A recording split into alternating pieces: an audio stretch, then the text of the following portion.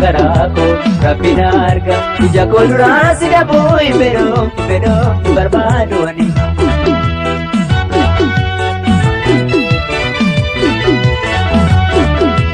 Amma si jaallu anatu beeka keessa garaa koo rabbi na arga ija koo duraa si dhabuu hin fedhoo barbaadu ani.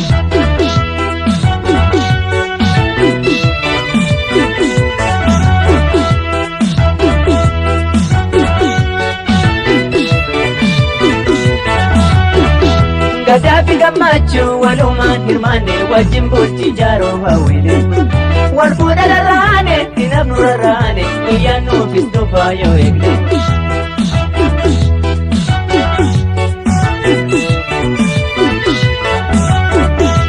Amma si jaallu anatu beeka keessa garaa koo rabbi na arga ija koo duraa si dhabuu hin fedhoo barbaadu ani.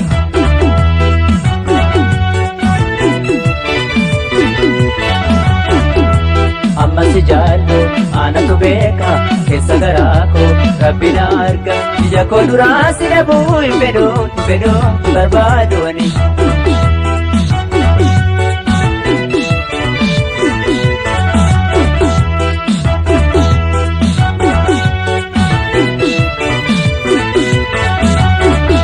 Ani sinan qaba ati sana qabu walii hiikoo taanaan gadarbu. Jette nama irraa maganfadhu jaalala dhugaatii na jaallu.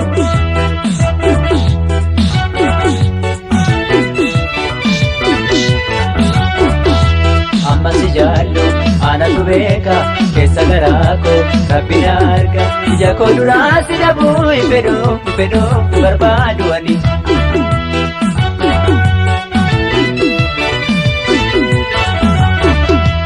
Amma si jaallu anatu beeka keessa garaa koo rabbi na arga ija koo duraa si dhabuu hin fedhoo barbaadu ani.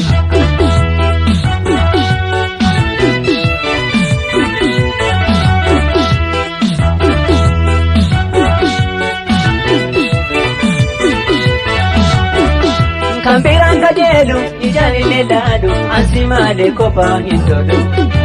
Waliin yaade midhaanii bishaani amma waliin jirru dhukkuni.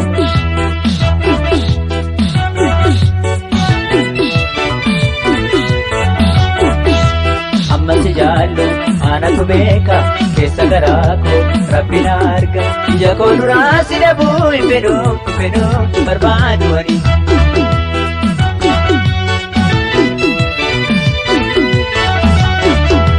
Amma si jaallu anatu beeka keessa garaa koo rabbi na arga ija koo duraa si dhabuu hin fedhoo barbaadu ani.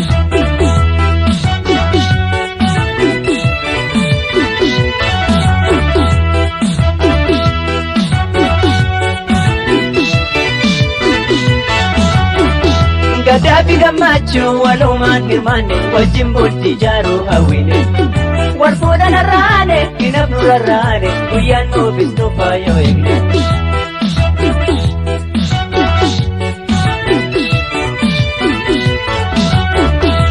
Amma si jaallu anatu beeka keessa garaa koo rabbi na arga ija koo duraa si dhabuu hin fedhoo barbaadu ani.